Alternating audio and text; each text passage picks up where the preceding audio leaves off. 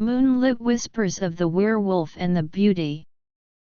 In a small, idyllic village nestled at the foot of ancient mountains, there lives a young and kind-hearted maiden named Lila. She spends her days wandering through the meadows, gathering wildflowers, and helping her fellow villagers.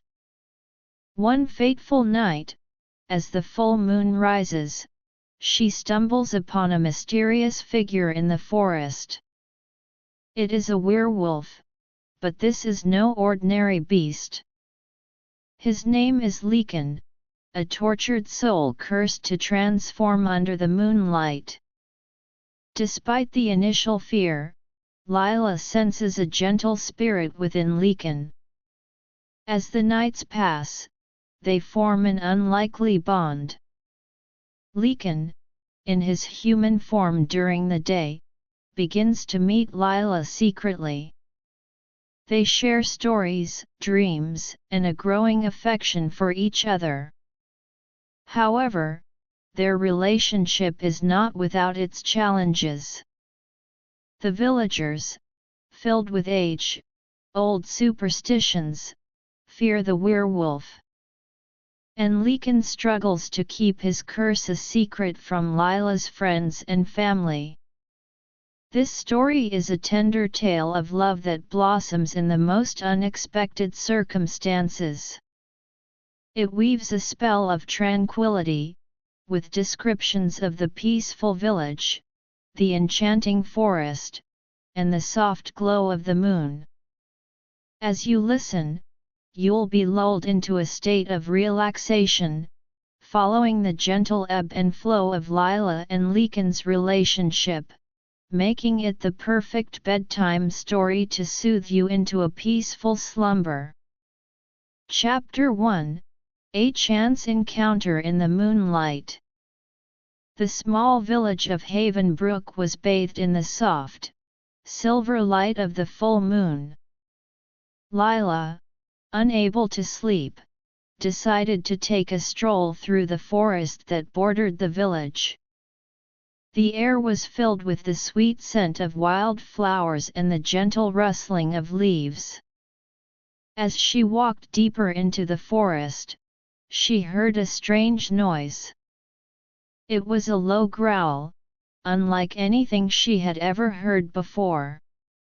Her heart skipped a beat, but curiosity got the better of her. She followed the sound, her steps cautious. Suddenly, in a clearing, she saw him.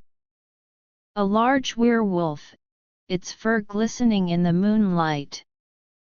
Its eyes, a deep, intense blue, stared back at her. Lila should have been terrified. Every instinct told her to run. But there was something in those eyes, a sadness, a loneliness that held her in place. The werewolf, Lycan, was equally surprised. He had never expected to encounter a human in the forest at this hour, especially one who didn't immediately flee in terror. For a moment, they just stared at each other, the world around them seeming to stand still. Slowly, Lycan took a step forward. Lila tensed, but she didn't move. To her surprise, the werewolf sat down, almost as if it was trying to show that it meant no harm. Lila, emboldened by this gesture, took a step closer. "Who are you?" she whispered, her voice barely audible in the stillness of the night. Lycan, in his werewolf form, couldn't answer. But he let out a soft whine, a sound that seemed to convey a sense of longing. Lila, somehow understanding, sat down on the grass, her eyes still fixed on the werewolf. And so, in the middle of the forest, under the watchful eye of the full moon, an unlikely connection was forged between the maiden and the werewolf. Chapter 2: The Secret Meetings. As the days passed, Lila found herself thinking about the werewolf constantly. And to her surprise, she saw him again, this time in his human form. Lycan was a tall, handsome man with dark hair and those same intense blue eyes. He approached Lila in the meadow where she was gathering flowers. "Hello, Lila," he said, his voice soft and gentle. Lila was shocked to hear him speak her name, but there was something familiar in his voice. "You're the werewolf," she said, her eyes wide. Lycan nodded. "Yes, but please don't be afraid. I would never hurt you." Lila studied him for a moment. There was a kindness in his eyes that she couldn't ignore. "Why are you a werewolf?" she asked. Lycan sighed. "It's a long story. A curse placed on me by a powerful sorcerer. But when I'm with you, I feel like I can forget about the curse, even for a little while." From that day on, they began to meet in secret. They would sit by the stream, talking about their hopes, their dreams. Lycan told Lila about the beauty of the forest from a werewolf's perspective, and Lila shared the simple joys of village life with him. The sun would set, casting a warm glow over them as they sat side by side. Their conversations were filled with laughter and shared stories, creating a bond that grew stronger with each passing day. Lila felt a sense of peace when she was with Lycan, and Lycan found solace in her presence, forgetting the burden of his curse. Chapter 3: The Fear of the Village. One day, a rumor spread through Havenbrook. There were whispers of a werewolf lurking in the forest. The villagers, filled with fear, began to organize hunting parties. They were determined to find and kill the werewolf before it could harm anyone. Lila was horrified. She knew that if they found Lycan, they would show no mercy. She tried to convince them that the werewolf was not a threat, but her words fell on deaf ears. The villagers' fear had clouded their judgment. Lycan, too, was aware of the danger. He knew that he had to be more careful. But he couldn't bear the thought of leaving Lila. "I don't want to put you in danger, Lila," he said one evening as they met in secret. Lila took his hand. "We'll find a way, Lycan. We can't let them separate us." But as the days passed, the situation grew more tense. The hunting parties were getting closer to discovering Lycan's hiding place. Lila was torn between her love for Lycan and her loyalty to her village. And Lycan was faced with a difficult decision: to run and leave Lila behind or to stay and risk being killed. Chapter 4: A Solution in Sight. Lila spent days researching in the old books of the village library. She was determined to find a way to break Lycan's curse. One day, she came across an ancient legend. It was said that there was a magical flower that grew deep in the enchanted forest. This flower, if combined with a special incantation, could break any curse. She told Lycan about her discovery. "We have to find this flower, Lycan," she said, her eyes filled with hope. Lycan was hesitant. The enchanted forest is a dangerous place, Lila. There are all sorts of magical creatures and traps. But Lila was not deterred. I'm not going to let fear stop us. We can do this, together. And so, they set off on their journey. The forest was filled with strange lights and mysterious sounds. But they pressed on, their hearts filled with hope. As they walked deeper into the forest, they encountered a group of fairies. The fairies, initially hostile, were touched by Lila and Lycan's love. They agreed to help them find the magical flower. Guided by the fairies, they finally found the flower. It was a beautiful, glowing bloom, pulsating with a strange energy. Lila carefully picked it, and they made their way back to the village.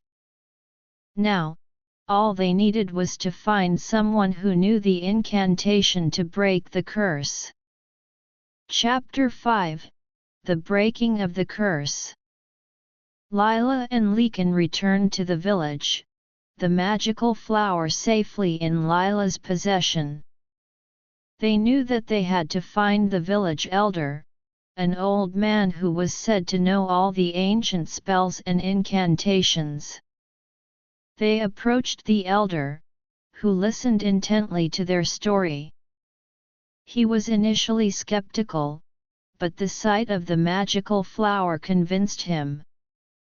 "I can help you," he said, "but it will be a difficult and dangerous ritual." Lila and Lycan nodded. They were willing to do anything to break the curse. The elder prepared the ritual. He lit candles and laid out the flower on a stone altar. As the moon rose, he began to chant the incantation. The air around them grew thick with magic. Lycan felt a strange energy coursing through his body. The curse, which had bound him for so long, was starting to weaken. Lila held his hand, giving him strength. Suddenly, with a bright flash of light, the curse was broken. Lycan felt a sense of freedom he had never known before. He was no longer a werewolf. The villagers, who had gathered to watch, were amazed. They realized that their fear had been unfounded. From that day on, Lycan was accepted into the village. He and Lila were married, and they lived a happy life together. Their story became a legend in Havenbrook, a story of love that overcame fear and a curse. And as the years passed, the village of Havenbrook continued to thrive, with the tale of Lila and Lycan's love serving as a reminder that love can conquer all. Chapter 1 The Fateful Encounter in the Moonlit Grove. The village of Havenbrook slumbered beneath the watchful eye of the full moon.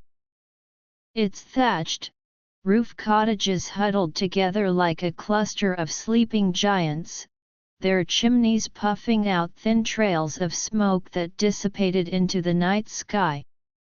Lila, a young woman with long, chestnut-colored hair and eyes as green as the forest leaves, lay restless in her bed. The stillness of the night, usually a lullaby, now seemed to taunt her with its silence. Unable to bear the weight of her insomnia any longer, Lila slipped out of her bed. She donned a simple woolen shawl over her nightgown and tiptoed out of her cottage. The cool night air kissed her skin, sending a shiver down her spine. But instead of turning back, she was drawn towards the forest that bordered the village, a place she had known since childhood but had never explored at night. As she entered the forest, the sounds of the village faded away, replaced by the soft rustling of leaves and the occasional hoot of an owl. The moonlight filtered through the canopy of trees, casting a dappled pattern on the forest floor. Lila walked deeper, her senses on high alert. Every snap of a twig or flutter of a bird's wings made her heart skip a beat. After a while, she came across a small clearing. In the center of the clearing, the grass was flattened, as if something large had been lying there. Lila's curiosity got the better of her, and she stepped forward. Just then, a low growl echoed through the clearing. It was a sound that sent ice through her veins, a sound she had only heard in the terrifying tales told by the old women of the village, the growl of a werewolf. Lila froze, her eyes scanning the shadows. She could feel a pair of eyes watching her, and she knew that she was not alone. Slowly, a large figure emerged from the darkness.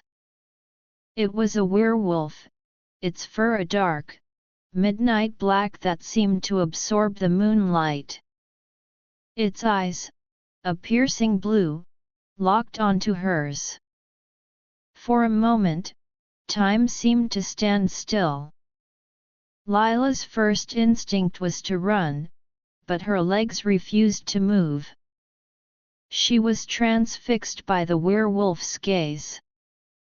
The werewolf, for its part, seemed just as surprised to see her. It tilted its head to one side, as if studying her. The werewolf took a step forward, and Lila flinched.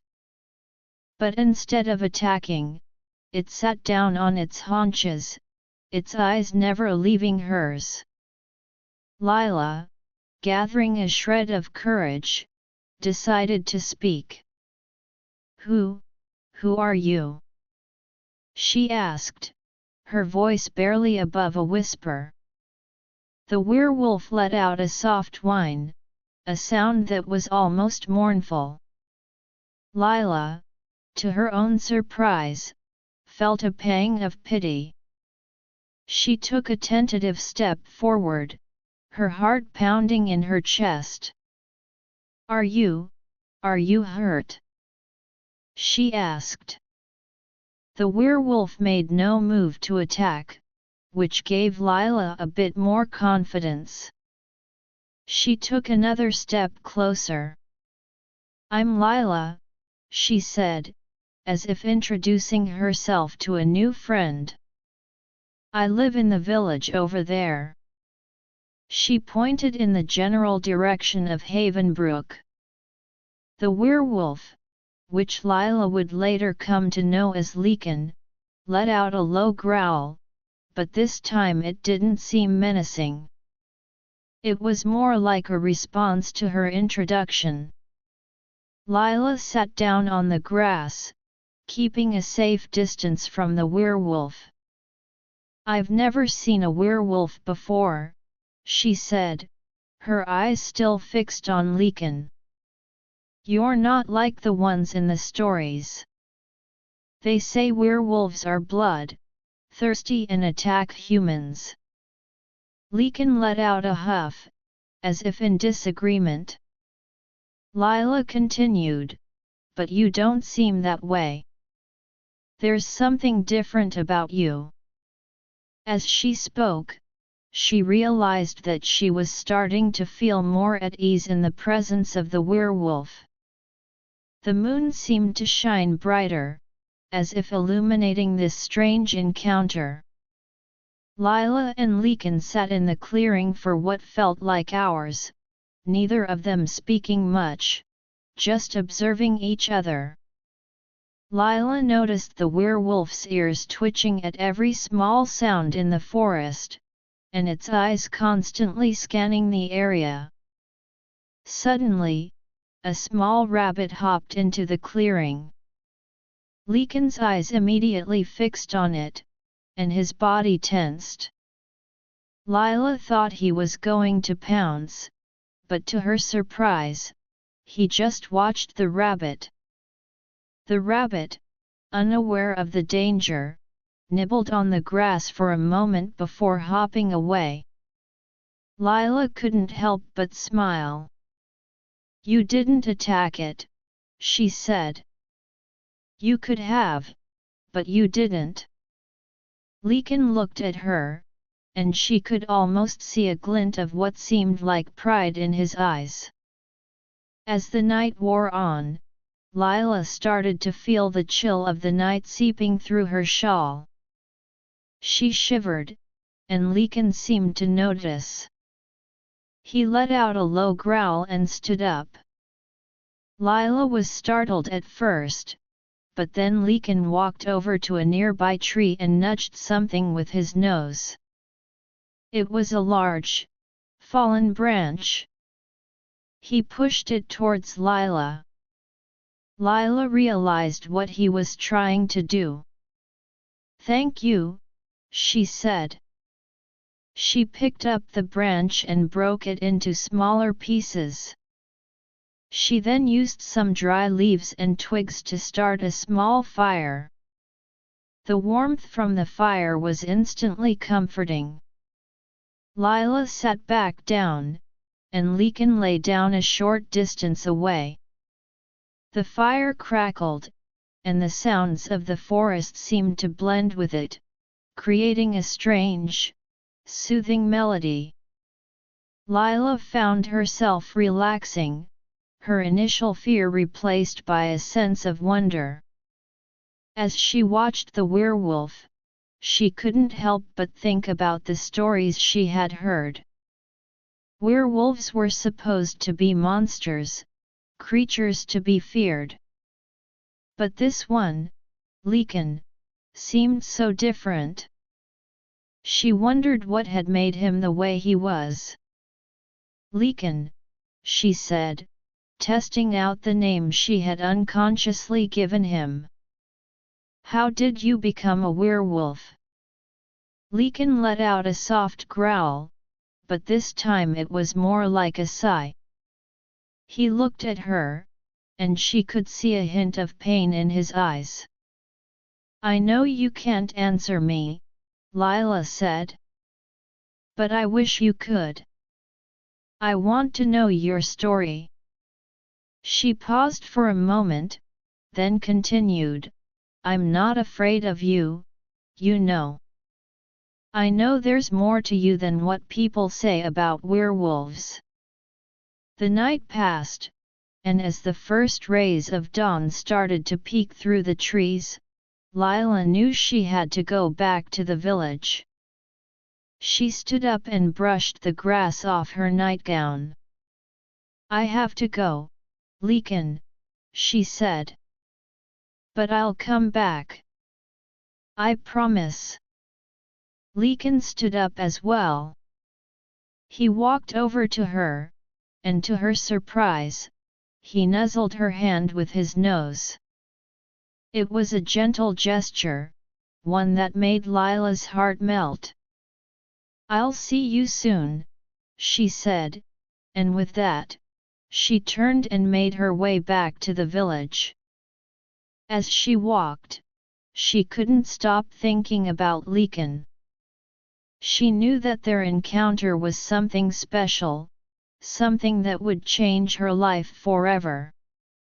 And she was determined to find out more about this mysterious werewolf, to understand the man behind the beast. Back in the village, Lila slipped into her cottage unnoticed. She climbed back into her bed, but she didn't sleep. Her mind was filled with images of Lycan, his piercing blue eyes, his midnight, black fur, and the gentle way he had interacted with her. The sun rose, and the village came alive with the sounds of people going about their daily business. Lila got out of bed and went about her chores, but her mind was still in the forest with Lycan. She couldn't wait for the next night to come so that she could see him again. As she was fetching water from the well, her friend, a young woman named Elise, approached her. "Lila, you look tired," Elise said. "Did you not sleep well last night?" Lila forced a smile. "I had a bit of trouble sleeping," she said, not wanting to reveal the truth. "But I'm fine." Elise looked at her suspiciously. "Are you sure? You seem distracted." Lila nodded. "Yes, I'm sure. Just a little tired, that's all." Elise shrugged and walked away, leaving Lila to her thoughts. Throughout the day, Lila found it difficult to focus on her work. She kept thinking about Lycan and their encounter in the forest. She wondered if he was thinking about her too. As the sun started to set, Lila's excitement grew. She couldn't wait to go back to the forest and see Lycan again. After dinner, Lila waited until her family had gone to bed. Then, she once again slipped out of the cottage and made her way to the forest. The night was just as beautiful as the previous one, and the moon was already high in the sky. When she reached the clearing, Lycan was already there. He let out a soft growl of greeting as she approached. Lila smiled. "I'm glad you're here," she said. She sat down on the grass, and Lycan lay down beside her. "Lycan," she said, "I spent the whole day thinking about you. I want to know more about you. Why are you a werewolf? How long have you been like this?" Lycan looked at her, his eyes filled with a mix of emotions. He let out a series of soft growls and whines, as if he was trying to communicate with her. Lila listened intently, trying to understand.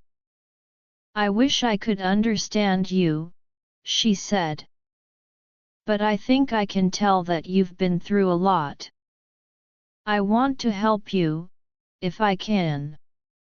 As the night passed, Lila and Lycan continued to communicate in their own way. Lila told Lycan about her life in the village, about her family and friends. She told him about the simple joys of village life, the festivals, the harvests, and the close-knit community.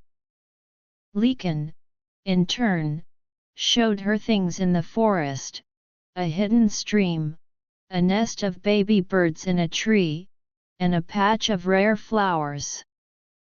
Lila was amazed at how much he seemed to know about the forest. As the night deepened, Lila started to feel sleepy. She yawned, and Lycan seemed to notice. He stood up and walked over to a nearby bush.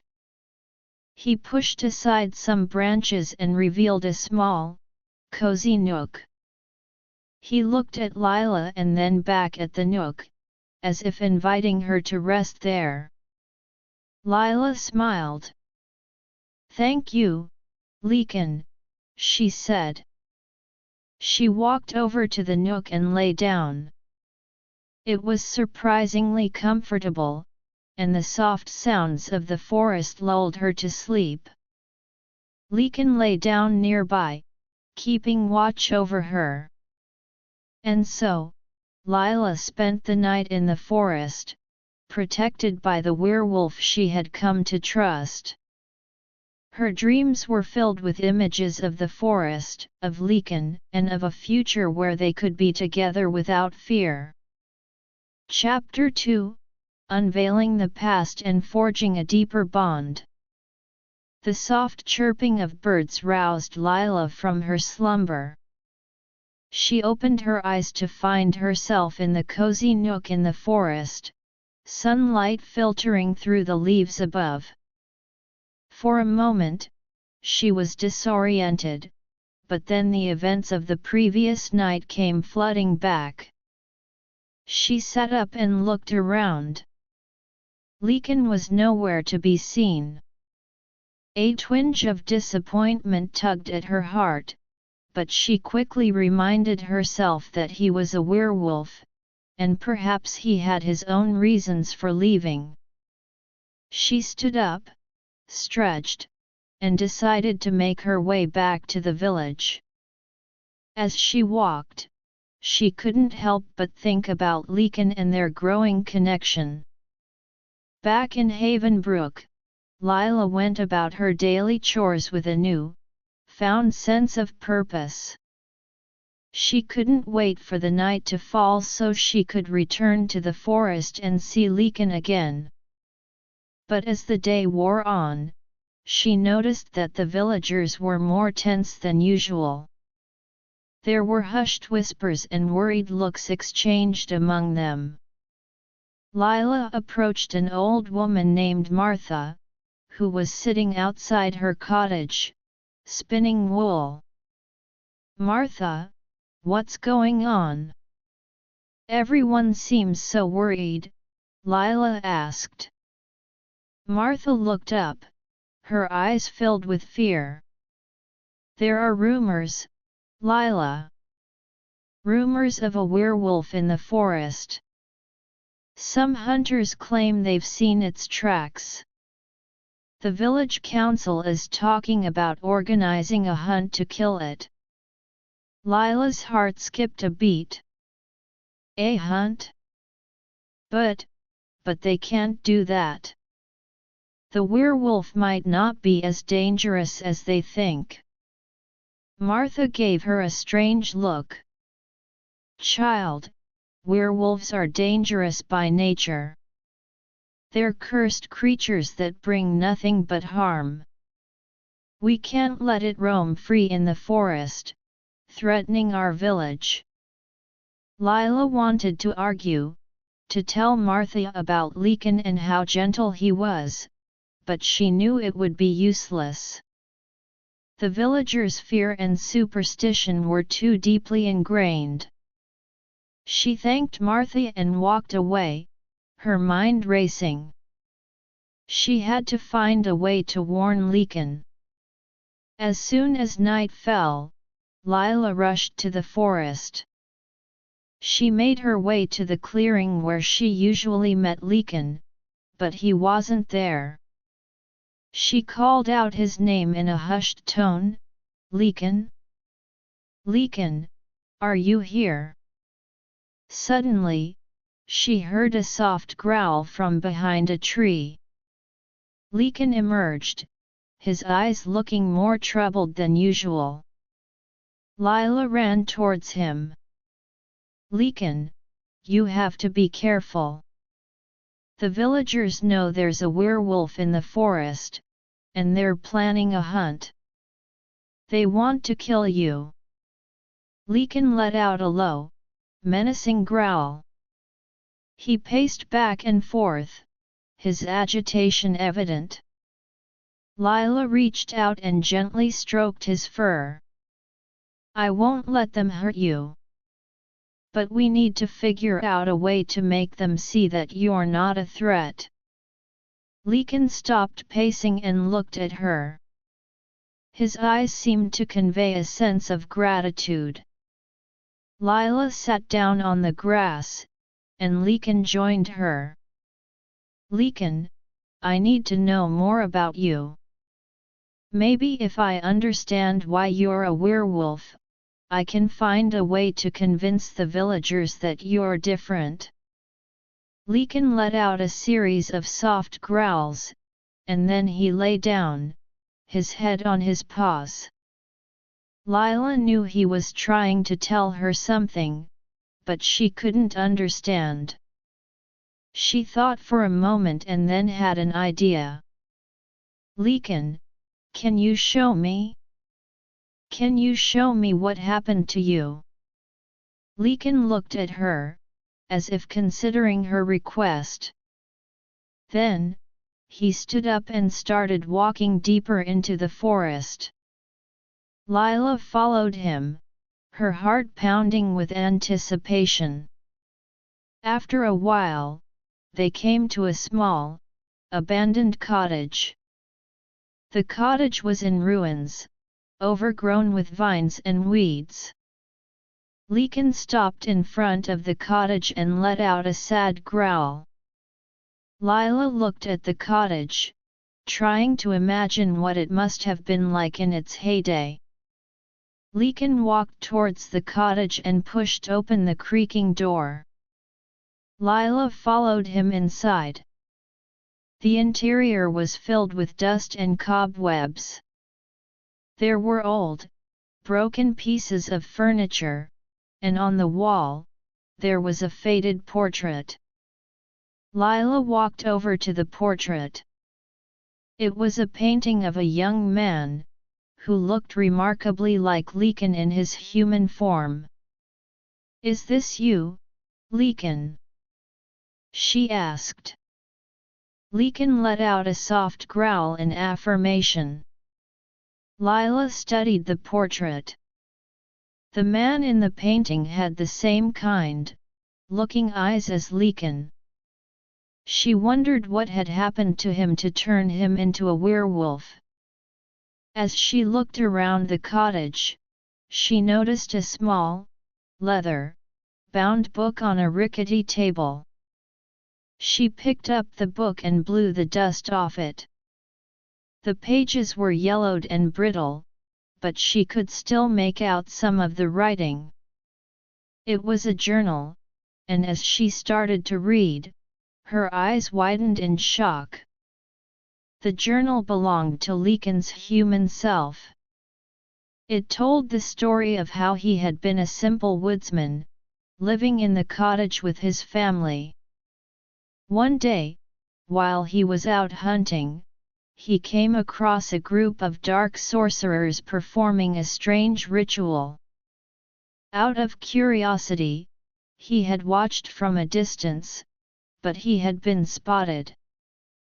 The sorcerers, angry at being interrupted, had cast a curse on him. They had turned him into a werewolf, condemning him to a life of isolation and fear. His family, terrified of him, had fled, leaving him alone in the forest. Lila's heart ached as she read the journal. "Lycan, this is horrible. You didn't deserve this," she said, tears welling up in her eyes. Lycan let out a mournful howl, as if reliving the pain of the past. Lila closed the journal and hugged Lycan. "We'll find a way to break this curse. I promise." She knew it would be a difficult task, but she was determined. As they left the cottage, Lila's mind was filled with thoughts of how to help Lycan. She knew she couldn't do it alone. She needed to find someone in the village who was knowledgeable about magic and curses. Back in the clearing, Lila sat down with Lycan. "Lycan, I'm going to talk to the village healer. Maybe she knows something about breaking curses. But you have to be careful. Stay away from the villagers until we figure this out." Lycan seemed to understand. He nuzzled her hand, as if to say he would be careful. Lila spent the next few hours with Lycan, talking to him, reassuring him that they would find a solution. As the night drew to a close, Lila once again made her way back to the village. She knew that convincing the villagers and finding a way to break Lycan's curse would be an uphill battle, but she was willing to do whatever it took to help the werewolf she had come to care so deeply about. The next day, Lila sought out the village healer, an old woman named Agatha. Agatha lived in a small cottage on the outskirts of the village, surrounded by a garden filled with herbs and strange plants. Lila knocked on the door, and after a moment, Agatha opened it. "Lila, what brings you here?" Agatha asked, her eyes twinkling with curiosity. Lila took a deep breath. "Agatha, I need your help. I know this sounds crazy, but there's a werewolf in the forest, and he's not like the ones in the stories. He's been cursed, and I want to help him." Agatha raised an eyebrow. "A werewolf? And you want to help it? Child, are you out of your mind?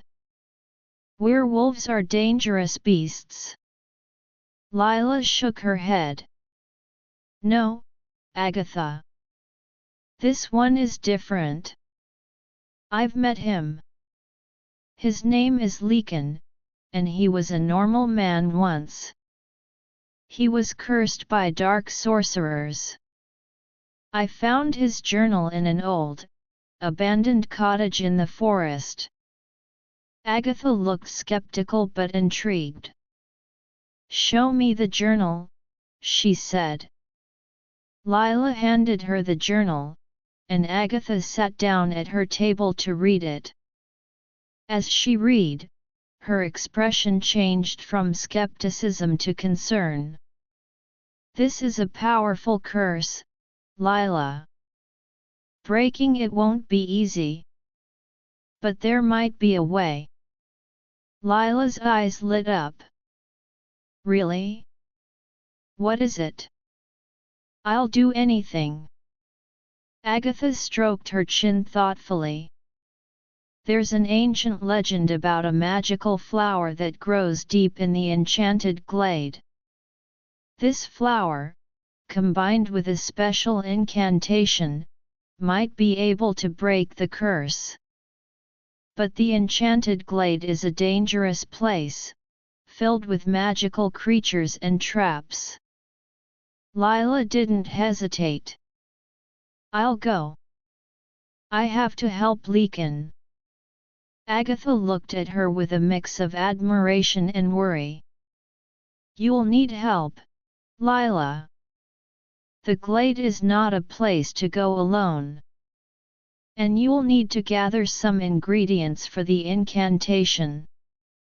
I can help you with that, but you'll have to be careful." Lila nodded. "Thank you, Agatha. I'll do whatever it takes." Over the next few days, Lila and Agatha worked together to gather the ingredients for the incantation. Lila spent her days in the forest, searching for rare herbs and roots, while Agatha prepared the potions and spells that they would need. All the while, Lila kept Lycan informed of their progress.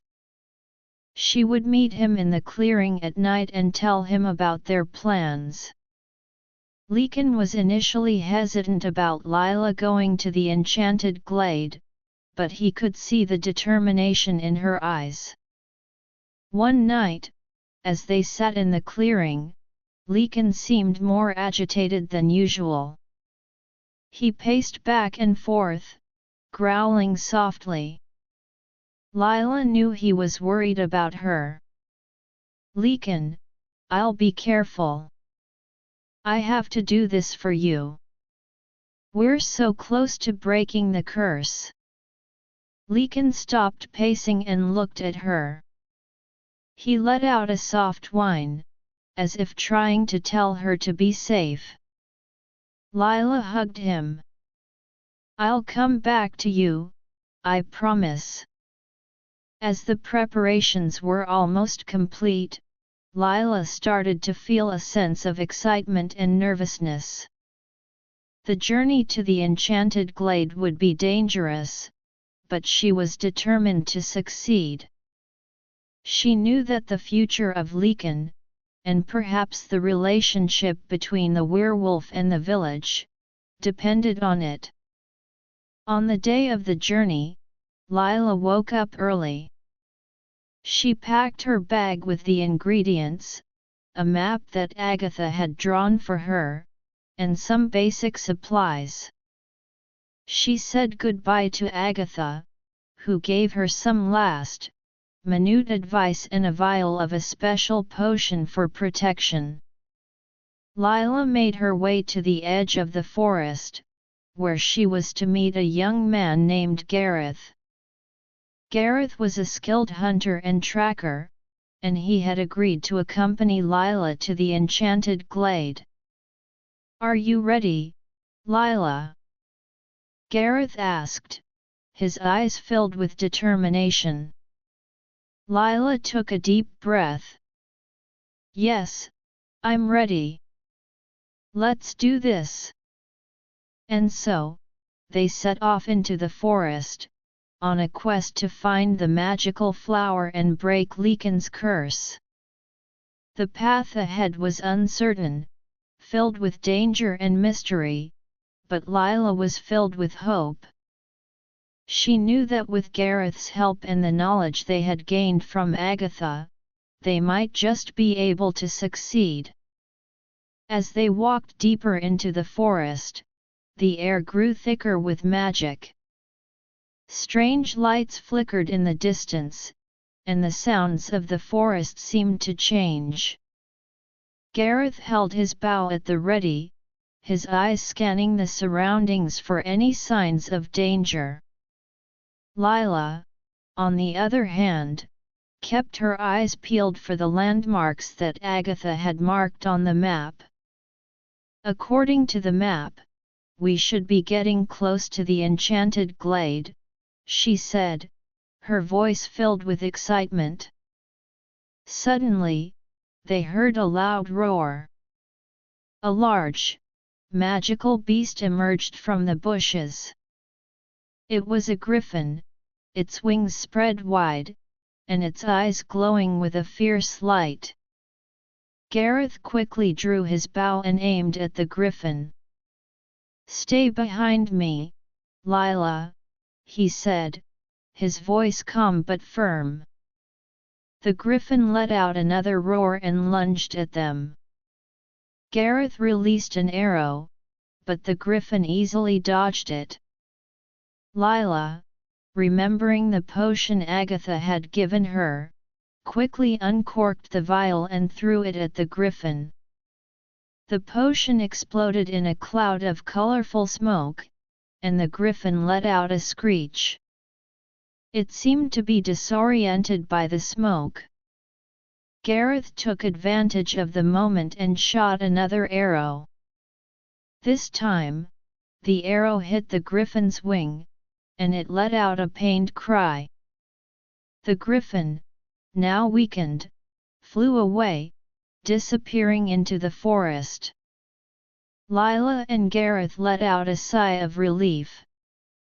"That was close," Gareth said. Lila nodded. "Yes, it was.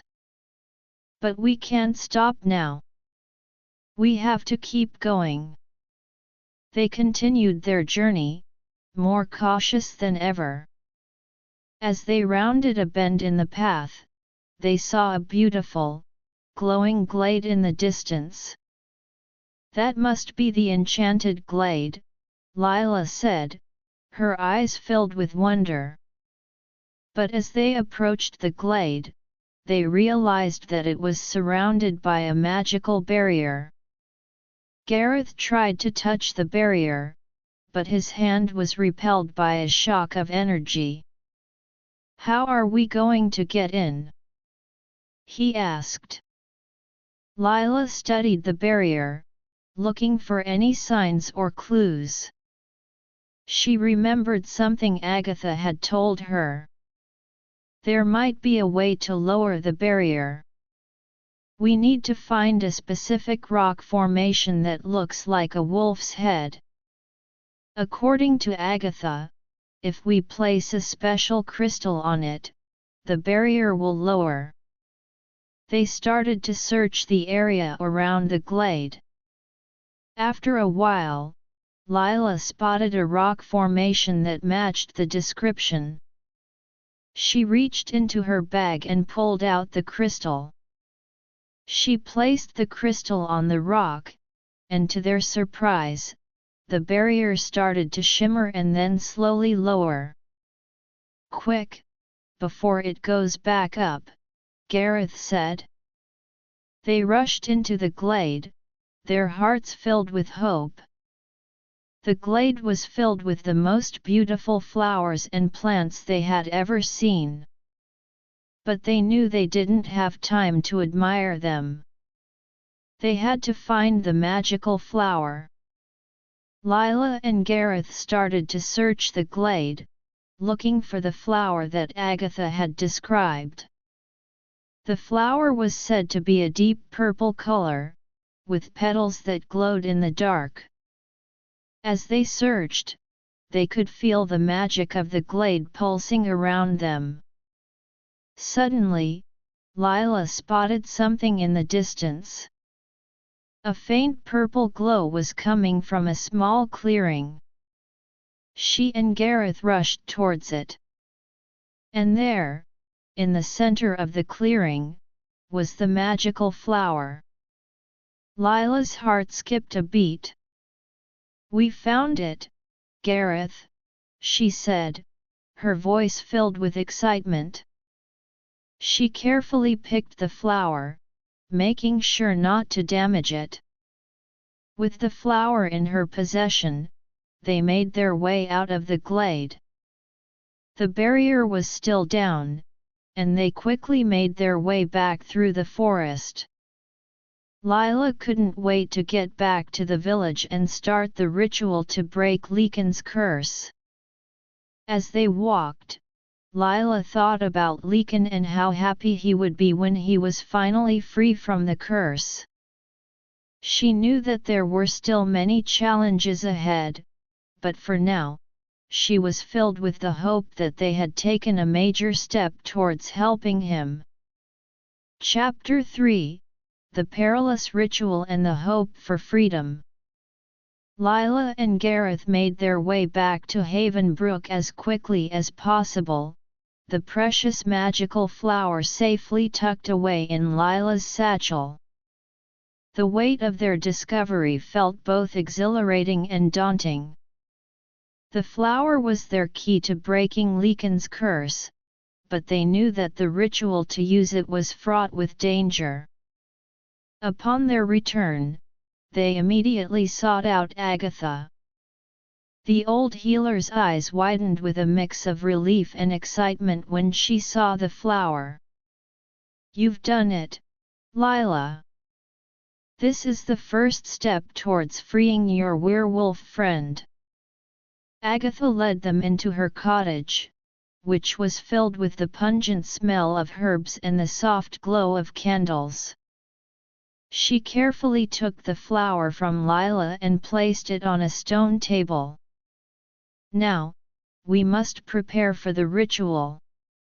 This will require all of our concentration and the right alignment of the stars."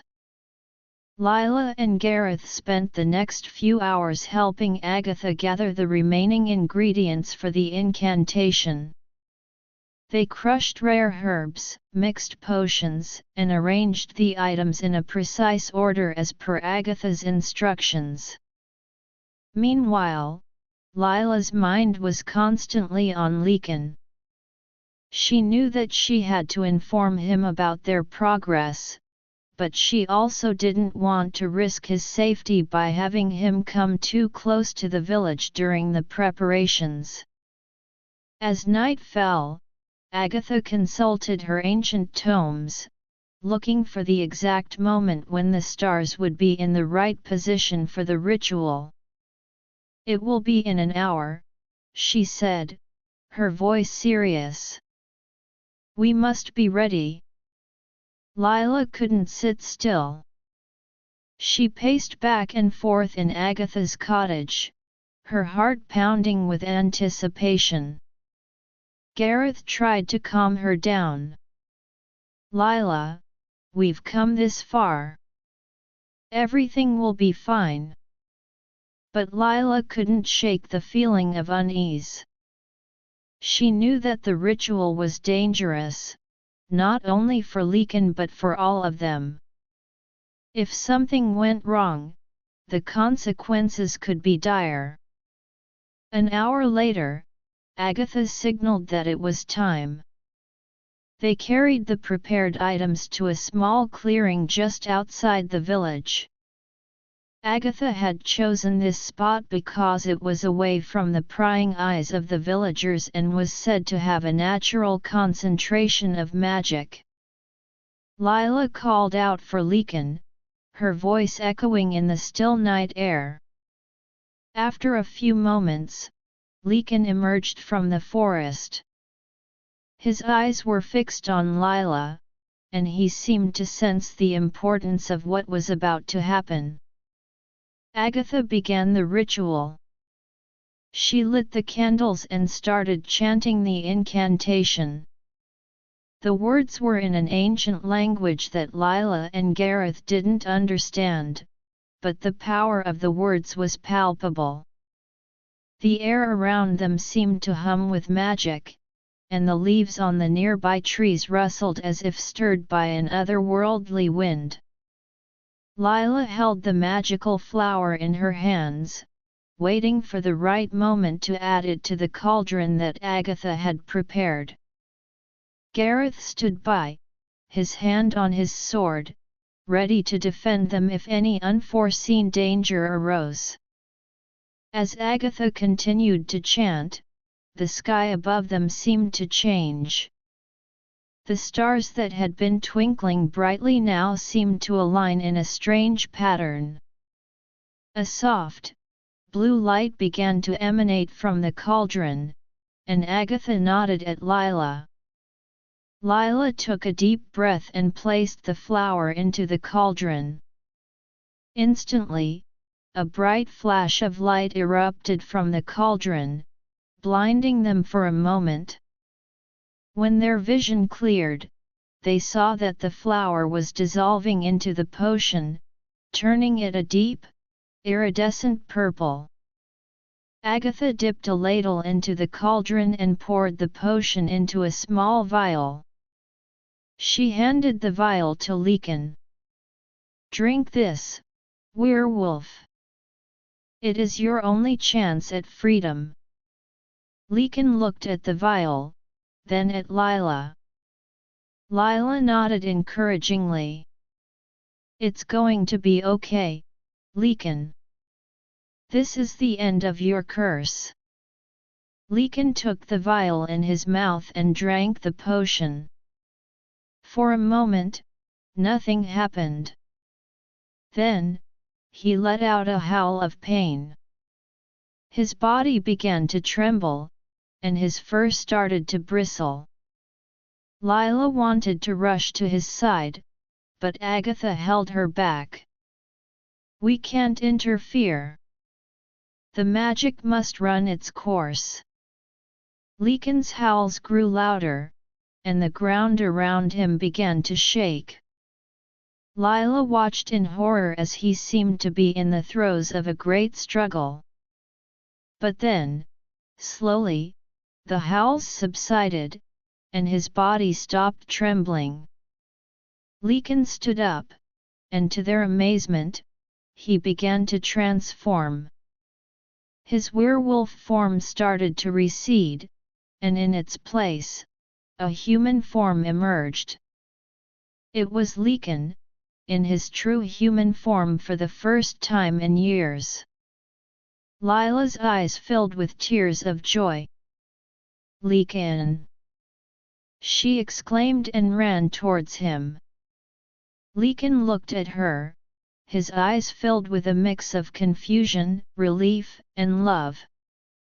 "Lila, he said, his voice hoarse from years of not speaking in human form. Agatha and Gareth smiled as they watched the reunion. But their celebration was short-lived. A group of villagers, drawn by the commotion, had gathered at the edge of the clearing. They stared in shock at the sight of the werewolf-turned man. One of the villagers, a burly man named Rolf, stepped forward. "What is the meaning of this? You've brought a werewolf into our village." Lila stepped in front of Lycan. "He's not a threat. His name is Lycan, and he was cursed. We've just broken the curse." But the villagers were not convinced. They murmured among themselves, their eyes filled with fear and suspicion. Rolf sneered, "How can we trust you? Werewolves are evil, and this could be a trick." Agatha stepped forward. "I can vouch for Lila. She and Gareth risked their lives to find the ingredients to break the curse. Lycan is no longer a threat." But the villagers were too afraid. They began to chant, "Drive him out! Drive him out!" Lila looked at Lycan, her heart breaking. "We can't let them do this. You're free now, Lycan. You deserve a chance." Lycan took her hand. "Lila, I don't want to cause trouble for you. Maybe it's better if I leave." But Lila was determined. "No, Lycan. We've come too far. We have to make them see the truth." Just then, a young girl from the village stepped forward. It was Elise, Lila's friend. "I believe Lila. She wouldn't do anything to harm the village. And look at him. He doesn't look like a threat." Slowly, some of the other villagers started to waver. Lila took the opportunity to tell them Lycan's story, how he had been cursed by dark sorcerers and how he had never harmed anyone. As she spoke, the villagers began to listen. Some of them felt a twinge of pity for Lycan. But there were still those who were hesitant. Rolf, however, was not convinced. "This is all very touching, but we can't take the risk. He should leave." Before Lila could argue further, a loud roar echoed through the forest. Everyone turned towards the sound, their eyes wide with fear. A large, black werewolf emerged from the forest. It was not Lycan, but a real, menacing werewolf. The werewolf let out another roar and charged towards the villagers. Panic ensued as the villagers started to run. Lycan, without hesitation, grabbed a fallen branch and stepped in front of the werewolf. "Run!" he shouted at the villagers. The werewolf lunged at Lycan, but he was ready. He used the branch to block the werewolf's attack. Lila, Gareth, and Agatha quickly joined the fight. Gareth drew his sword and struck at the werewolf from the side. Agatha used her magic to create a distraction, sending a shower of sparks towards the werewolf's eyes. Lila, though scared, looked for an opportunity to help. She remembered the vial of a special potion that Agatha had given her earlier. She uncorked the vial and threw the potion at the werewolf. The potion had a paralyzing effect, and the werewolf stumbled. Lycan and Gareth took advantage of the moment and launched a final attack. With a powerful strike, Gareth managed to wound the werewolf, and it let out a howl of pain and fled into the forest. The villagers, who had been watching in horror, were stunned. They looked at Lycan, who had risked his life to protect them. Rolf stepped forward, his face red with shame. "I was wrong, Lycan. You've proven yourself to be a hero. You're welcome in our village." The other villagers nodded in agreement. Lila smiled, her heart filled with relief. Lycan had finally been accepted by the village. Over the next few days, Lycan settled into village life. He helped the villagers with their chores, sharing his knowledge of the forest. The children of the village were fascinated by him, and he would often tell them stories of his time in the forest as a werewolf. Lila and Lycan's relationship grew stronger. They spent their days together, exploring the village and the forest. And at night, they would sit by the stream, talking about their future. One evening, as the sun was setting, Lycan took Lila's hand. "Lila, you've changed my life. I don't know what I would have done without you." Lila smiled. "We did it together, Lycan. And now, we have a whole new future ahead of us." And so, in the village of Havenbrook, the story of Lila and Lycan became a legend. A story of love, courage, and the power of redemption.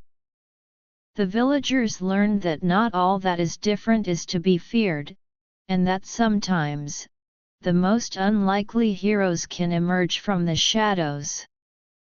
As the seasons changed, the village continued to thrive. Lycan and Lila were often seen walking hand in hand through the meadows, their love a symbol of the new, found harmony between the villagers and the forest. And the forest, once a place of fear, now held a different kind of magic, the magic of acceptance and new beginnings. Lila and Lycan's story was told and retold around the campfires, a reminder to the villagers of Havenbrook and all who heard it that love and understanding could overcome even the most powerful of curses. And as the years passed, the village became a place where werewolves and humans could exist, a testament to the power of Lila and Lycan's love and the courage they had shown. One day, a young traveler passing through the village heard the story of Lila and Lycan. He was so inspired that he decided to write a book about their adventures. The book became popular throughout the land, spreading the message of acceptance and love to far-off places. Lila and Lycan, now respected members of the community, watched as their story inspired others. They knew that their journey had not only changed their lives but had also made a difference in the world around them. And as they looked out at the village they had come to love, they knew that their future was filled with hope and happiness. The well-being of the village was now intertwined with their own. They continued to help the villagers, sharing their knowledge and experiences. And the forest, which had once been a place of isolation for Lycan, was now a source of joy and discovery for all. As time went on, Lila and Lycan decided to start a family. Their children grew up hearing the story of how their parents had broken a curse and brought about a new era of peace in the village. And the village of Havenbrook, with its beautiful meadows, ancient forest, and the legacy of Lila and Lycan, remained a place of wonder and inspiration for generations to come. 3000. Chapter 4 The New Threat and the Reunion of Allies. Years passed in the idyllic village of Havenbrook, and Lila and Lycan's life together was filled with love, laughter, and the joys of raising their growing family. Their children, a lively bunch of 3, a daughter named Arya with her mother's kind green eyes and a head of chestnut-colored curls, and twin sons, Finn and Kai, with their father's dark hair and adventurous spirit, brought new life and energy to the village. The village had flourished under the new, found harmony between humans and the once feared werewolves.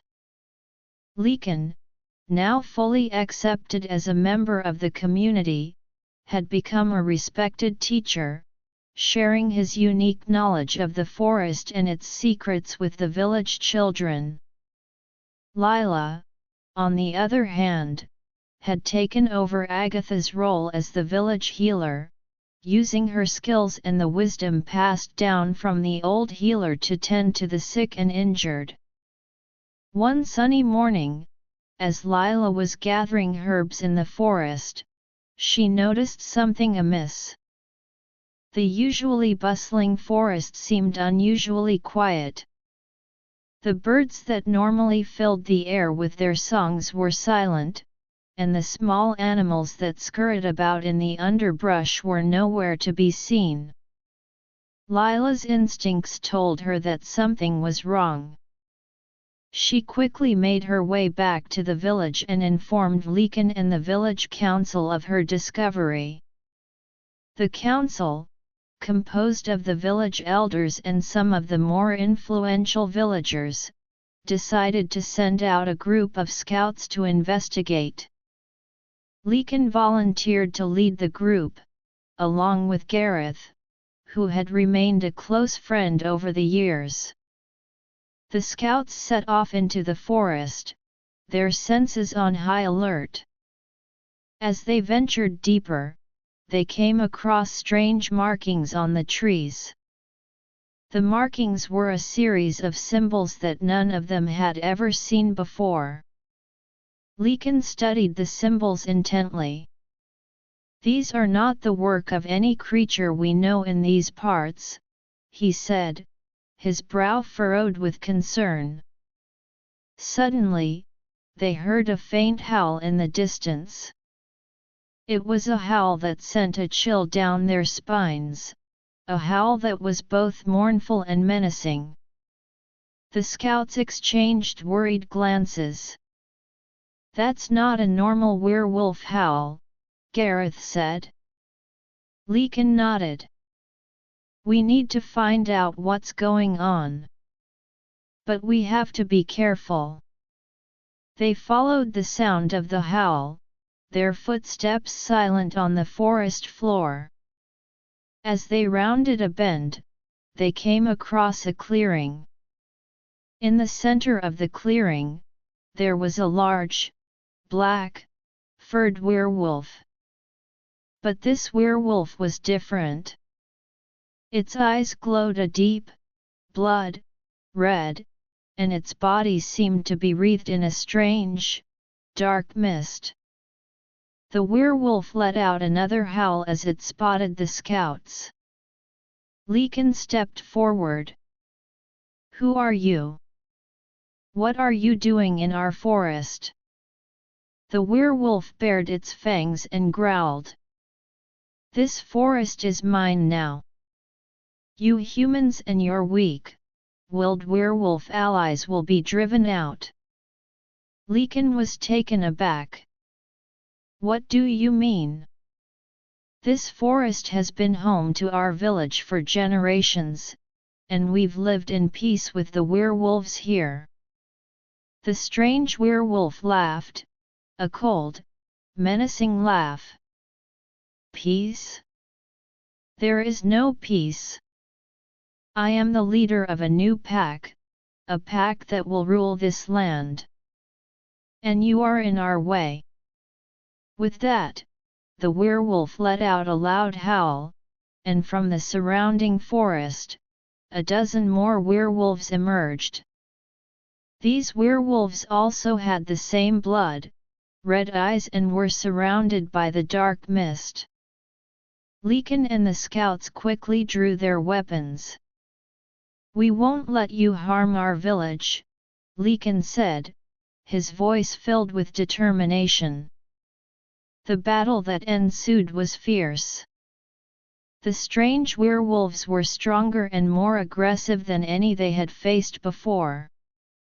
Lycan fought with all his might, using his years of experience as a werewolf to his advantage. Gareth and the other scouts held their ground, but they were slowly being overwhelmed. Just as it seemed that all hope was lost, a group of wolves emerged from the forest. These were the friendly werewolves of the area, the ones who had lived in peace with the village. They had heard the commotion and had come to help. The friendly werewolves joined the battle, and the tide began to turn. The combined forces of Lycan, the scouts, and the friendly werewolves fought bravely. Lycan managed to land a powerful blow on the leader of the strange werewolves, causing it to stumble. Taking advantage of the moment, Gareth and some of the scouts launched a coordinated attack. They managed to drive the strange werewolves back, and they fled into the forest, disappearing into the darkness. Lycan and the others watched them go, their hearts pounding. "We can't let them get away," Lycan said. "They'll be back, and next time, they might be stronger." The group decided to return to the village to inform the council of what had happened. When they arrived, the village was in an uproar. The news of the attack had spread, and the villagers were filled with fear. Lila rushed to Lycan's side. "Are you okay? What happened?" Lycan told her everything, from the strange markings in the forest to the battle with the strange werewolves. "We need to prepare the village for another attack," he said. "These werewolves are a real threat." The village council immediately called for a meeting. They discussed various strategies to defend the village. Some suggested building stronger walls, while others proposed training more villagers in combat. Lila, however, had a different idea. "We need to find out more about these werewolves. Why are they attacking? And where did they come from?" Lycan nodded. "Lila's right. We can't just defend. We need to go on the offensive and find out what's behind this." The council agreed, and it was decided that Lycan, Lila, Gareth, and a group of the bravest villagers would set out to investigate. They prepared for the journey, gathering supplies, weapons, and magical items for protection. Before they left, Lila visited her children. Arya, Finn, and Kai were worried about their parents. "Mom, Dad, will you be okay?" Arya asked, her eyes filled with tears. Lila hugged her. "We'll be fine, sweetie. We're doing this to protect our village, to protect you." Lycan ruffled Finn and Kai's hair. "You two take care of your sister and the village while we're gone, okay?" The twins nodded, their small faces filled with determination. "We will, Dad." With that, the group set off into the forest. They followed the trail of the strange werewolves, their journey filled with uncertainty. As they walked, they couldn't help but wonder what they would find. After a few hours of walking, they came across a cave. The cave was dark, and a strange, cold wind blew from its depths. Lycan motioned for the others to be quiet. This could be their lair, he whispered. They entered the cave cautiously, their weapons at the ready. The cave was filled with strange, glowing mushrooms that provided a dim light. As they walked deeper, they heard voices. They crept closer and saw a group of the strange werewolves gathered around a large, dark crystal. The crystal was pulsating with a strange energy, and the werewolves seemed to be in some sort of trance. One of the werewolves, who seemed to be their leader, was speaking. The crystal's power is growing. Soon, we will be strong enough to destroy the village and take over the land. Lycan and the others exchanged worried glances. They knew they had to do something to stop them. But just as they were about to launch an attack, they were discovered. The werewolves turned towards them, their red eyes glowing with anger. "You should have stayed away," the leader growled. The battle in the cave was intense. The werewolves, fueled by the power of the crystal, fought with a ferocity that was almost overwhelming. Lycan and his group fought bravely, but they were outnumbered. Lila, using her skills as a healer and her knowledge of magic, tried to find a way to disrupt the crystal's power. She noticed that there were some symbols on the crystal that were similar to the ones they had seen on the trees. She remembered something Agatha had taught her about ancient magic and symbols. She quickly searched through her bag and found a small, enchanted dagger. The dagger was inscribed with symbols that could counteract dark magic. Lila crept towards the crystal while the others distracted the werewolves. She reached the crystal and plunged the dagger into it. A bright flash of light erupted from the crystal, and a wave of energy washed over the cave. The werewolves let out howls of pain as the crystal's power was disrupted. Lycan and the others took advantage of the moment and launched a final attack. They managed to defeat the werewolves, and the leader of the strange pack fled deeper into the cave. Lycan wanted to chase after him, but Lila stopped him. "We've done enough for now. The crystal's power is gone, and the werewolves are no longer a threat. We should go back to the village and tell them the good news." The group made their way out of the cave, their hearts filled with relief. They knew that they had faced a great danger and had managed to overcome it. Back in the village, the news of their victory was met with cheers and celebration. The villagers were proud of Lycan, Lila, Gareth, and the others for their bravery. As the days passed, the village began to rebuild and strengthen its defenses. Lycan and Lila continued to teach their children and the other villagers about the importance of being vigilant and working together. And the forest, once again, became a place of peace and wonder. The strange werewolves were no longer a threat, and the village of Havenbrook thrived. Lila and Lycan knew that there might be more challenges in the future, but they were ready. They had the love of their family, the support of their village, and the courage to face whatever came their way. The story of their latest adventure was added to the growing legend of Havenbrook, a story that would be told for generations to come. A story of courage, unity, and the power of love to overcome even the darkest of threats. And as the village prospered, the legacy of Lila and Lycan lived on, inspiring the young and old alike to stand up for what was right and to protect the things they held dear. One day, as Lila and Lycan sat on a hill overlooking the village, they watched as their children played with the other village kids.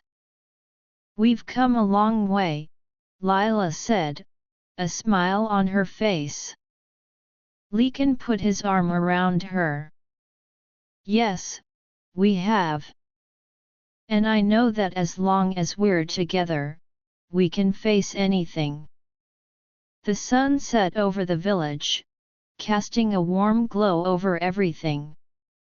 And in that moment, Lila and Lycan knew that their home, the village of Havenbrook, was a place of hope, a place where love and courage would always prevail. Chapter 5: The Stirrings of Ancient Magic and the Prophecies Unfolding. In the peaceful aftermath of the strange werewolf incident, life in Havenbrook resumed its idyllic rhythm. The village was once again filled with the sounds of laughter, the chatter of children, and the hum of daily activities. Lila and Lycan, their reputations as heroes firmly established, continued to contribute to the village in their own ways. Lila's healing skills were in high demand, and Lycan's knowledge of the forest and its creatures was passed down to a new generation of young villagers. However, beneath the surface of this tranquility, strange things were beginning to occur. Mysterious lights were seen flickering in the forest at night, and the air seemed to carry a faint, otherworldly energy. Some of the older villagers whispered about the return of ancient magic, a magic that had long been dormant in the land.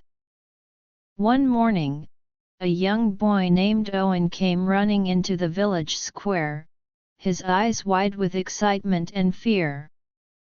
"Lila! Lycan!"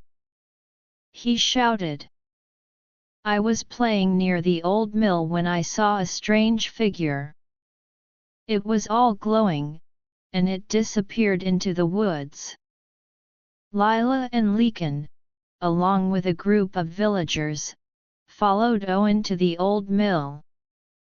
The area was quiet, but there was an undeniable sense of unease. Lycan sniffed the air, his werewolf instincts kicking in. "There's definitely something strange going on.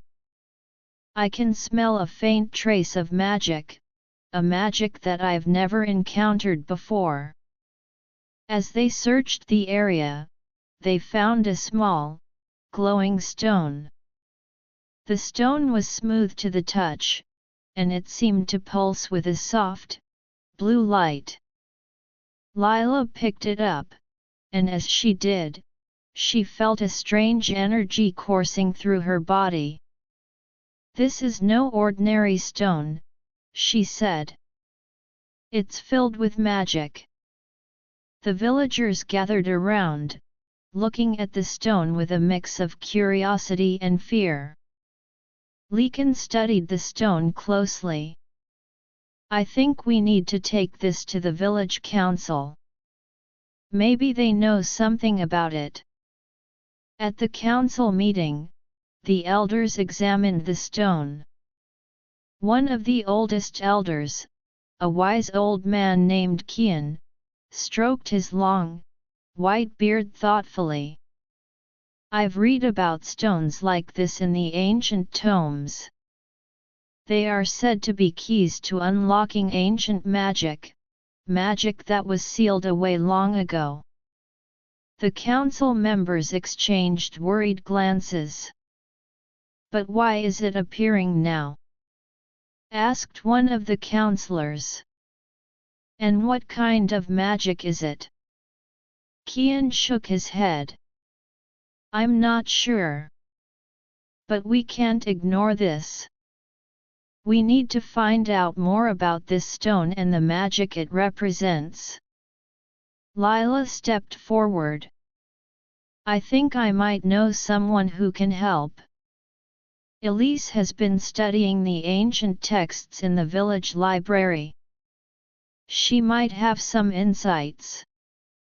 Elise, who had grown into a young woman with a passion for knowledge, was summoned. She examined the stone carefully, her eyes lighting up with recognition. "I've seen references to these stones in the old books. They are linked to a prophecy that has been forgotten over the years." The villagers listened intently as Elise began to explain. "The prophecy speaks of a time when a great evil will rise again. This evil was once sealed away by a powerful sorcerer, but it seems that the seals are weakening. The glowing stones are a sign that the evil is trying to break free, and only those with pure hearts and great courage can stop it." Lycan frowned. "So, we're facing a new threat, one that's even more powerful than the strange werewolves." Elise nodded. "It seems so. But the prophecy also says that there is hope. There are 3 artifacts hidden in the land, artifacts that were created by the same sorcerer who sealed away the evil. If we can find these artifacts and use them together, we might be able to stop the evil from emerging." The council members looked at each other. "This is a dangerous quest," said Kian. "But we have no choice. We must protect our village and the land from this new threat." It was decided that Lila, Lycan, Elise, and a group of volunteers would embark on the quest to find the artifacts. They spent the next few days preparing for the journey. Lila gathered her healing supplies, Lycan sharpened his weapons, and Elise studied the ancient maps and texts to find clues about the artifacts' locations. As they were about to set off, Arya, Finn, and Kai approached their parents. "Mom, Dad, we want to come with you," Arya said, her eyes filled with determination. Lila shook her head. "Sweetie, this is too dangerous. We need you to stay here and take care of the village." Finn and Kai nodded. "We'll protect the village, Mom. But be careful out there." Lycan hugged his children. "We will, boys. And when we come back, we'll tell you all about our adventures." The group set off into the forest, following the clues that Elise had found in the ancient texts. The journey was long and filled with challenges. They had to cross treacherous rivers, climb steep mountains, and navigate through dense forests. One day, as they were walking through a particularly thick part of the forest, they heard a strange noise. It was a soft, humming sound, as if the very air around them was alive. Lycan motioned for the others to be quiet. "There's something nearby. I can feel it." Suddenly, a group of small, winged creatures emerged from the trees. They were like tiny fairies, but their eyes glowed with a strange, purple light. The creatures flew towards the group, their tiny hands glowing with magic. Elise recognized them from the ancient texts. They're called chat esprits. They're protectors of the forest, but they can be dangerous if they feel threatened. Lila stepped forward and held out her hand. We mean no harm. We're on a quest to save the land from a great evil. Can you help us? The chat esprits stopped in mid-air and looked at her. One of them, slightly larger than the others, flew closer. What evil do you speak of? It asked in a high-pitched voice. Elise explained about the prophecy, the glowing stone, and the search for the artifacts. The shade sprite listened intently. We have heard rumors of such an evil. And we know of one of the artifacts. It is hidden in a cave on the other side of the mountain. But the cave is guarded by a powerful beast. Lycan nodded. We're not afraid. We'll face the beast. Can you show us the way? The shade sprite hesitated for a moment, then nodded. Follow us. The chat esprits led the group through the forest and up the mountain. As they climbed, the air grew colder, and the terrain became more difficult. But they pressed on, driven by the hope of finding the first artifact. Finally, they reached the cave. The entrance was dark, and a low growl echoed from within. Lycan drew his sword. This is it. Everyone, be on your guard. The group entered the cave cautiously.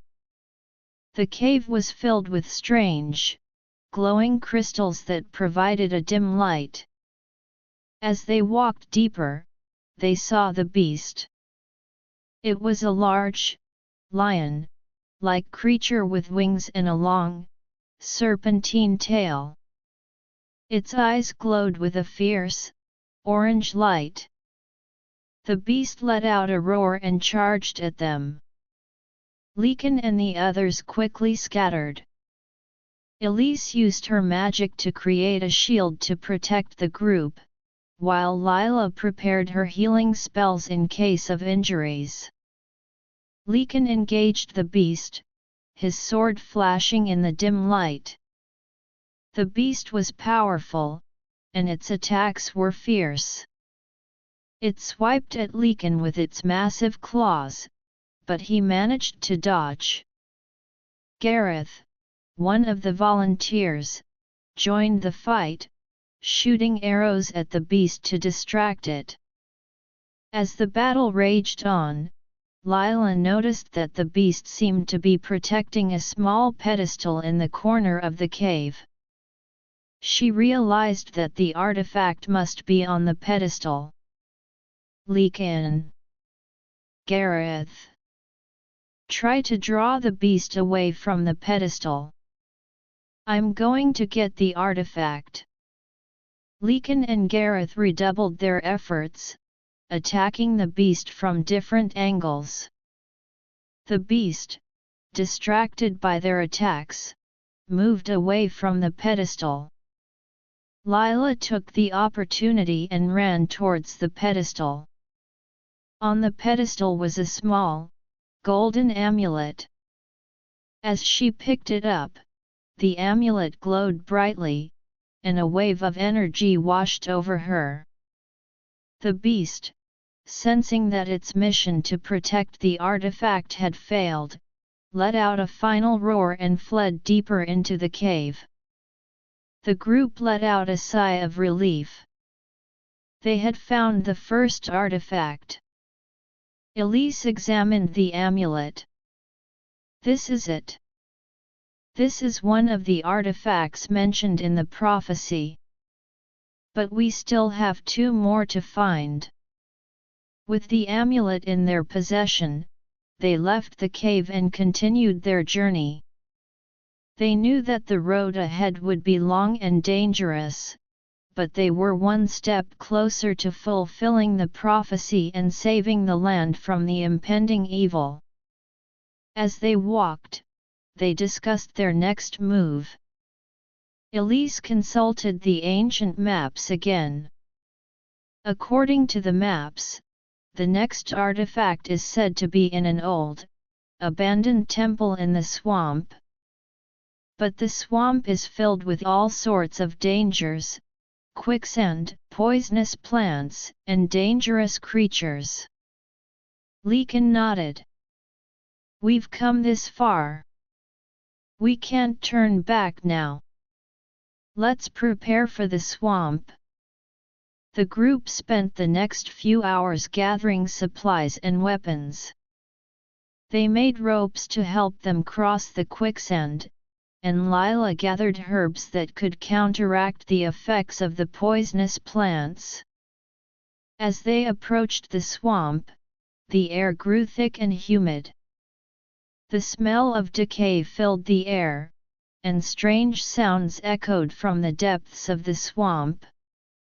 Lycan sniffed the air. There are all sorts of creatures in there. We need to be extremely careful. They entered the swamp, their steps cautious. The ground was soft and spongy, and they had to be careful not to step into the quicksand. Elise used her magic to detect the presence of the poisonous plants, and Lila was ready with her healing herbs in case of any accidents. Suddenly, a large, snake-like creature emerged from the water. It had a long, slender body and sharp fangs. The creature lunged at the group, its eyes fixed on Lila. Lycan quickly stepped in front of her and struck the creature with his sword. The creature hissed in pain and lashed out with its tail. Gareth shot an arrow at the creature, hitting it in the head. The creature let out a final hiss and sank back into the water. The group continued their journey, more vigilant than ever. After a long and arduous journey through the swamp, they finally saw the temple. The temple was in ruins, overgrown with vines and moss. But they could feel the presence of the artifact inside. As they entered the temple, they were greeted by a series of puzzles and traps. Elise used her knowledge of the ancient texts to solve the puzzles, while Lycan and Gareth disarmed the traps. Finally, they reached the inner sanctum of the temple. In the center of the room, on a large, stone altar, was the second artifact, a staff made of pure crystal. As Lycan picked up the staff, it let out a bright, white light. The group was filled with excitement. They had found 2 of the 3 artifacts. But they knew that the last artifact would be the most difficult to find. Elise consulted the maps again. The last artifact is said to be hidden in a tower on an island in the middle of a magical lake. But the lake is filled with powerful magic that can trap anyone who enters. Lycan looked at the group. We've come too far to give up now. Let's find a way to cross the lake and get the last artifact. The group left the temple and made their way to the magical lake. The lake was a deep, blue color, and the surface was calm. But they could feel the powerful magic emanating from it. As they stood on the shore, trying to figure out a way to cross the lake, a figure emerged from the water. It was a mermaid, her long, flowing hair a beautiful shade of silver.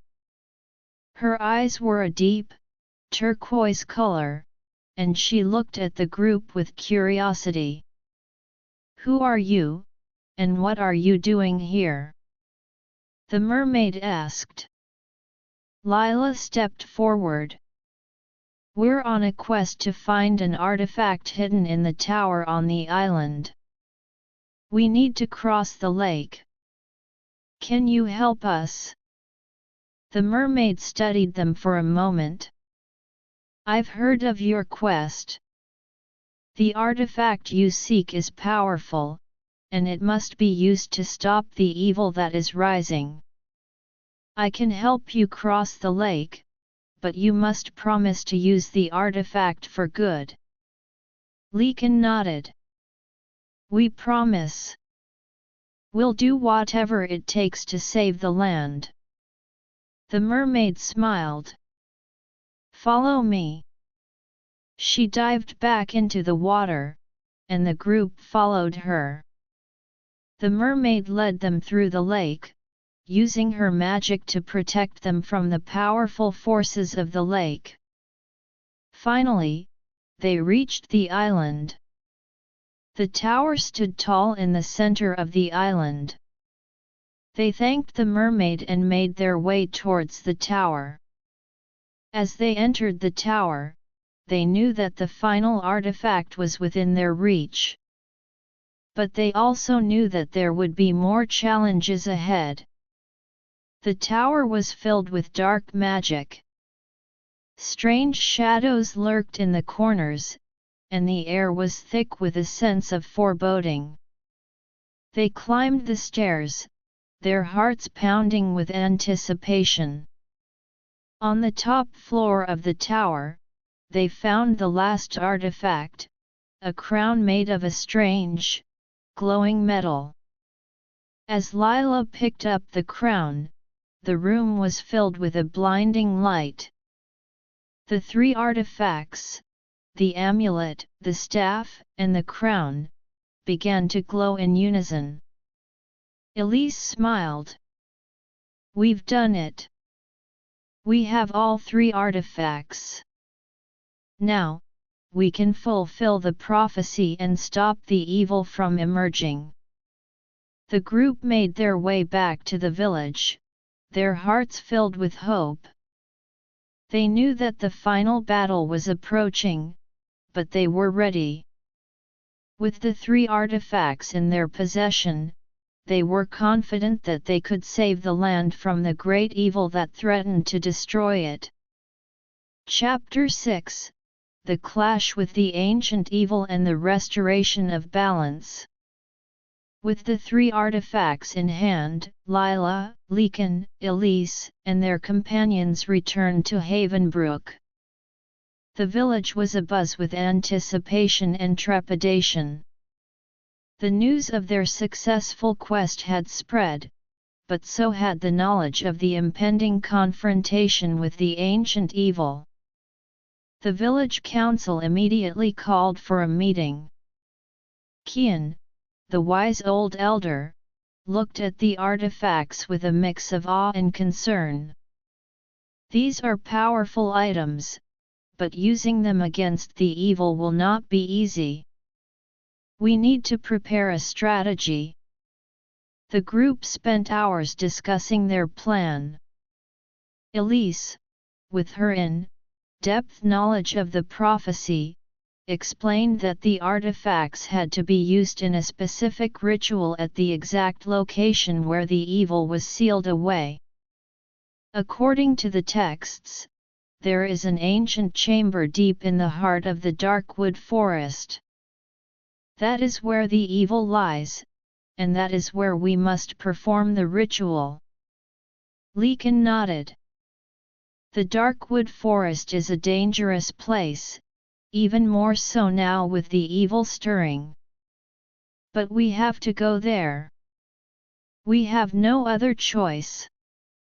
Lila, as the healer, made sure that everyone was in good health and had the necessary potions and remedies for the journey. She also took the time to comfort her children, Arya, Finn, and Kai. "We'll be back soon, my loves. But we need to do this to keep you and the village safe. Arya hugged her tightly. Be careful, Mom. We'll be waiting for you. The group, now bolstered by the support of the entire village, set off for the dark wood forest. As they entered the forest, the air grew thick with an otherworldly sense of foreboding. The trees were gnarled and twisted, their branches reaching out like skeletal fingers.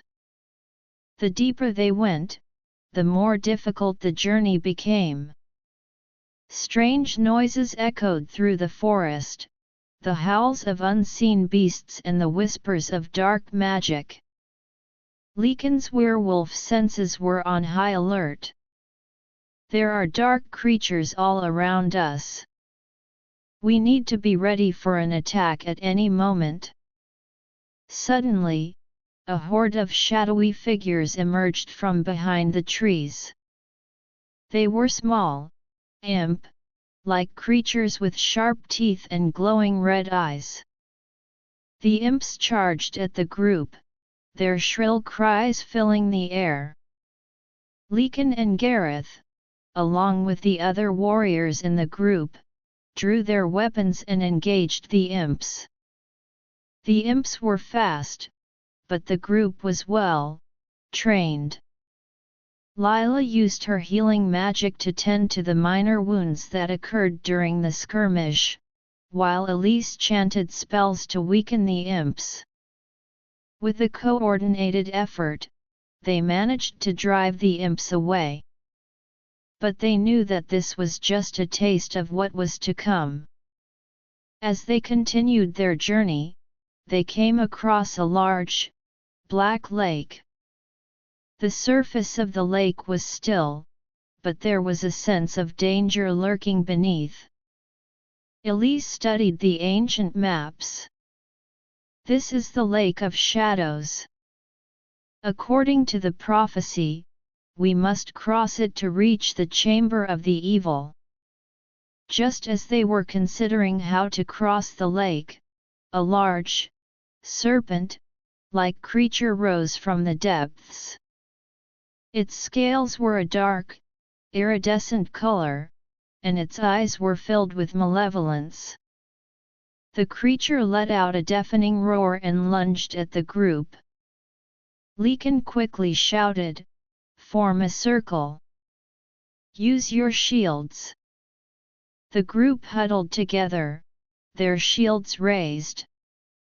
Lila used the power of the amulet, one of the artifacts, to create a protective barrier around them.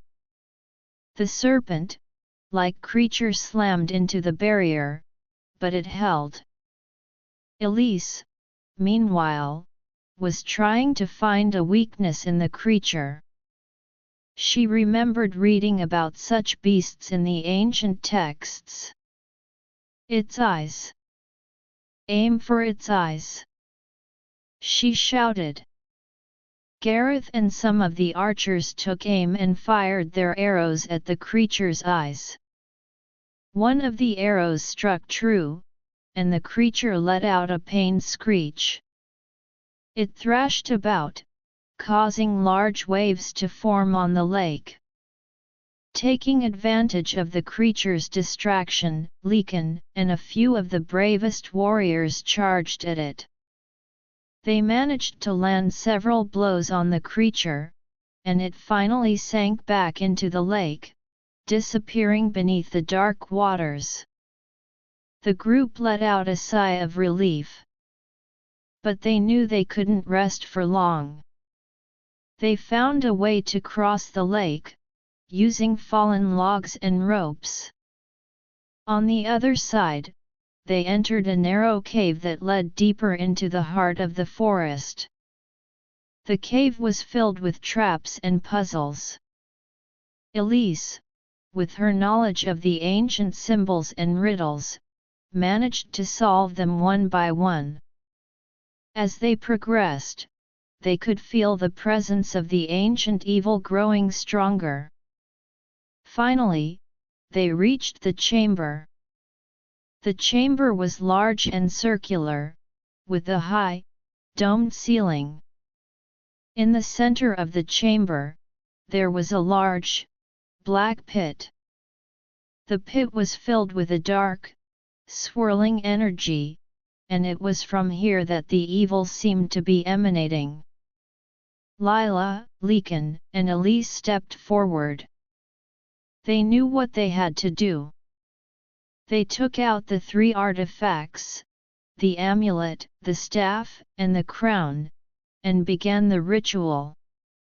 Lila held the amulet, Lycan the staff, and Elise the crown. As they chanted the words of the ritual, the artifacts began to glow brighter. The dark energy in the pit seemed to resist, sending out waves of malevolent force. But the group was determined. They continued to chant, their voices growing louder. Suddenly, a figure emerged from the pit. It was a dark sorcerer, his form wreathed in shadow. His eyes glowed with a fierce, red light, and he let out a laugh that sent shivers down their spines. "You fools! You think you can stop me with these trinkets?" Lycan stepped forward. "We will stop you. The land will not be destroyed by your evil." The sorcerer launched a blast of dark magic at them. Lila quickly used the amulet to create a shield, deflecting the magic.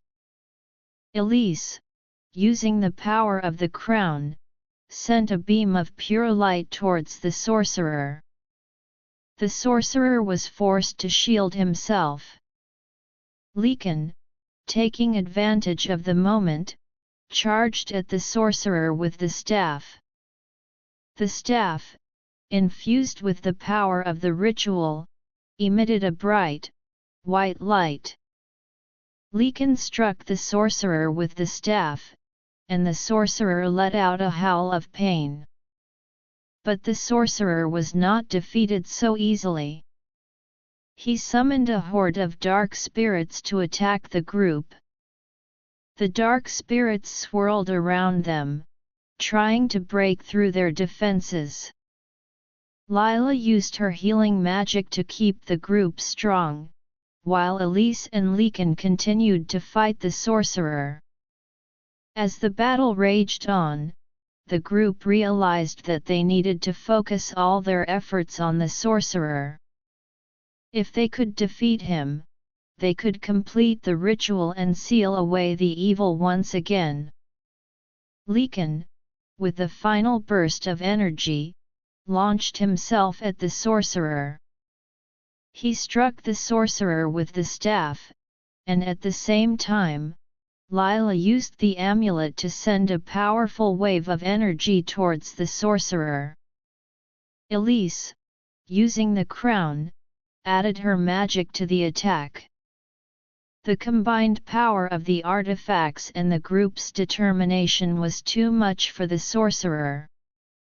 He let out a final, ear-splitting scream as he was consumed by the light.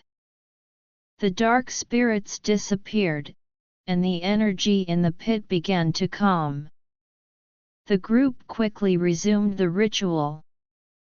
The artifacts glowed with an intense light, and the pit began to close. The dark energy was being sealed away once again. With the final chant, the chamber was filled with a blinding flash of light. When the light subsided, the pit was gone, and the chamber was once again quiet. The group let out a cheer of victory. They had done it. They had defeated the ancient evil and sealed it away. They made their way out of the chamber and back through the forest. The forest, which had been filled with darkness and danger, now seemed to be returning to normal. The trees were no longer gnarled, and the air was filled with the sounds of birdsong. When they returned to Havenbrook, the village erupted in celebration. The villagers cheered and danced, grateful that the threat had been eliminated. Lila, Lycan, Elise, and their companions were hailed as heroes. Arya, Finn, and Kai ran to their parents, hugging them tightly. "We knew you could do it, Mom, Dad!" Arya exclaimed. The group spent the next few days celebrating with the village. But they also knew that they had to be vigilant. The events of the past few days had shown them that there were always threats lurking in the world, and they needed to be prepared. Lila and Lycan continued to teach their children and the other villagers about the importance of courage, unity, and the power of knowledge. Elise dedicated herself to preserving the ancient texts and teaching others about the history and magic of the land. As the years passed, the story of their adventure became a legend in Havenbrook. It was a story that was told to children around the campfire, a story of how a group of brave individuals had faced an ancient evil and saved the land. The village of Havenbrook continued to thrive. The forest, once again, became a place of beauty and wonder. And Lila, Lycan, and their family lived a life filled with love, peace, and the knowledge that they had made a difference. One sunny day, as Lila and Lycan walked through the village, they saw Arya, Finn, and Kai playing with the other children. "We've built a good life here," Lila said, smiling. Lycan put his arm around her. "Yes, we have. And I know that as long as we stick together, we can face anything that comes our way." The village, with its strong community and the legacy of their adventure, stood as a testament to the power of courage, love, and the unwavering spirit of its people. And the story of Lila, Lycan, and their friends would continue to inspire generations to come, a beacon of hope in a world that sometimes faced darkness. The end of the ancient evil also brought a new era of growth and exploration. The villagers, emboldened by their victory, began to expand their knowledge of the land and its magic. They established trade routes with neighboring villages, sharing their stories and the wisdom they had gained. Lila, as the village healer, started to develop new remedies and potions, using the knowledge she had gained during her adventures. Her fame as a healer spread far and wide, and people from distant lands would come to Havenbrook seeking her help. Lycan, on the other hand, became a guide for those who wished to explore the forest. He taught them about the different creatures that lived in the forest, how to respect the land, and how to use its resources without causing harm. Elise, with her love for the ancient texts, established a small academy in the village. Young scholars from all over the land would come to study the history, magic, and prophecies of the land. The academy became a center of learning, and its influence spread throughout the region.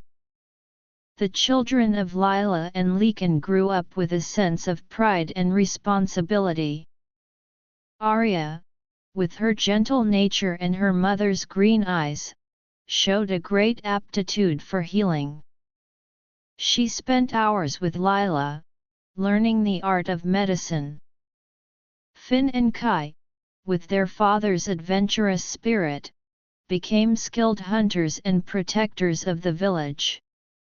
As the village prospered, Lila and Lycan often looked back on their journey. They remembered the challenges they had faced, the friends they had made along the way, and the love that had sustained them. They knew that their story was not just their own but a story of the entire village. And so, the village of Havenbrook continued to be a place of hope, a place where the spirit of adventure and the power of community would always shine bright. The legacy of Lila, Lycan, and their companions would live on, a reminder that even in the face of great evil, the forces of good would always prevail.